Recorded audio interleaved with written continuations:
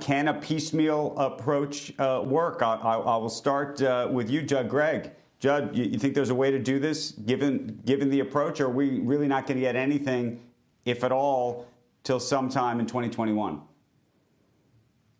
I would presume that the most you will get is something targeted on those industries which are truly in cardiac arrest, such as the airline industry, maybe something to reboot the small business community's efforts. But beyond that, I don't see anything happening.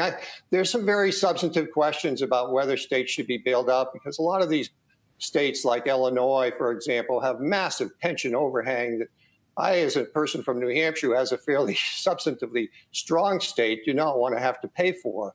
And then you also have this issue of lawsuits, which is a non-stop. If McConnell doesn't get his lawsuit reform language in there, so people can't be sued for having employees who ended up being laid off because of coronavirus, he's probably not going to go forward with anything. So I think a very small package, or not small, it'll be fairly large actually, but a package which is very targeted on industries which are in cardiac arrest is about the best you can expect. Deval Patrick, obviously the Democrats have suggested that it needs to be a much larger package.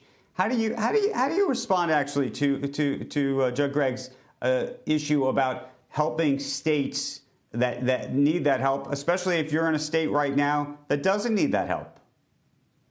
Well, first of all, I think it's not just the Democrats. I think it was the chairman of the Fed who said that we shouldn't underinvest in a recovery. We should invest adequately. And I think Senator Gregg is right. We are likely to get what he described, which is a limited piecemeal, if we get that.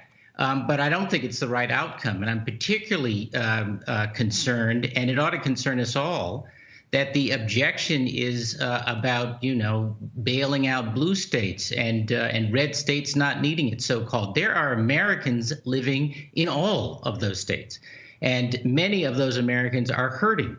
And it isn't, we don't have an economy that is all focused on a given state. We have an economy that is about a nation. And so we ought to be thinking about and planning in that way. I can tell you that when I was in office and the bottom fell out of the global economy in the Great Recession, which actually seems quaint by comparison, it was the stimulus bill that enabled us to invest in education, in innovation, and in infrastructure according to the plans we had.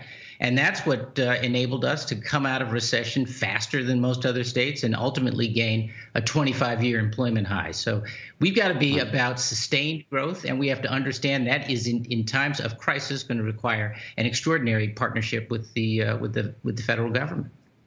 As much as I admire Senator, let me ask you, he was a very good governor of Massachusetts. That's really revisionist history. I mean, I was there. I wrote the TARP bill. And as a very practical matter, the stimulus bill ended up being a massive walking around money bill authored by the appropriators in the Senate and the House. It did not generate significant job improvement. In fact, it misallocated resources. You ended up things like Selectron or whatever that company was in California that they spent $500 million on. The economy recovered when people got back to work, and people got back to work and did things because of the huge infusion of money that came out of the Fed and because we stabilized the banking system. And the stimulus package ended up being $800 billion worth of money that was unpaid for and went on the debt and is being paid for by our kids and will be paid for by our grandkids. So I have to disagree with Deval on that. I strongly disagree. I realize that's a narrative that Republicans have used, but I was there and received the money. I worked on that stimulus bill. In fact, at that time, economists from both sides were saying it should be larger. It should not contain some $200 or $300 billion in tax cuts, which were not stimulative.